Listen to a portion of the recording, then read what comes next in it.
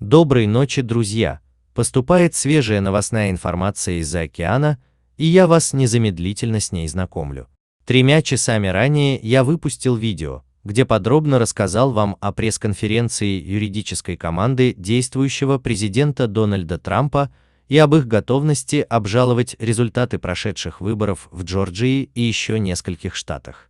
Также в видео прозвучала информация от личного адвоката Трампа Рудольфа Джулиани о многочисленных нарушениях на выборах президента США 3 ноября и происходивших, по его словам, по единому плану. Немного позже состоялась пресс-конференция Джо Байдена, на которой он допустил в случае непризнания его избранным главой государства подачу иска к администрации Дональда Трампа и Управлению общих служб. Напоминаю, именно Управление общих служб дает так называемый зеленый свет на официальную передачу власти. Немного истории. Дело в том, что согласно акту о переходе власти от 1963 года, процесс передачи власти в США начинается с того момента, как Управление общими службами признает одного из кандидатов победителем. После этого команда победителя получает доступ к 10 миллионам долларов на транзитные расходы или фондам, а также к документации. С момента признания начинается отправка своих представителей в различные ведомства.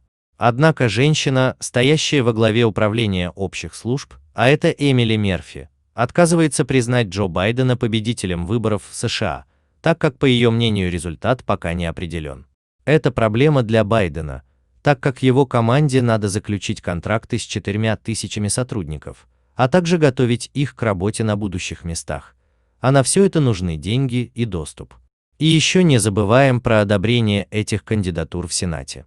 Деньги на работу штаба Байден может найти у спонсоров, а вот с получением секретной информации без вердикта Управления общими службами у него возникает проблема. Кроме того, он не сможет направить своих представителей в федеральные учреждения. Как поговаривают, возможен вариант признания Эмили Мерфи итогов выборов после решения коллегии выборщиков, то есть 14 декабря. Но это все из теории слухов. Также слухом можно назвать информацию о заявлении Рона Клайна, возможного руководителя аппарата Белого дома, в случае избрания президентом Джо Байдена, об одобрении Управлением общих служб на следующей неделе начала передачи власти. Вот такой вот получился у меня ночной информационный выпуск. На этом с вами прощаюсь. Подписывайтесь на мой канал, и вы всегда будете в курсе всего самого главного в России и мире. С уважением, Ренат.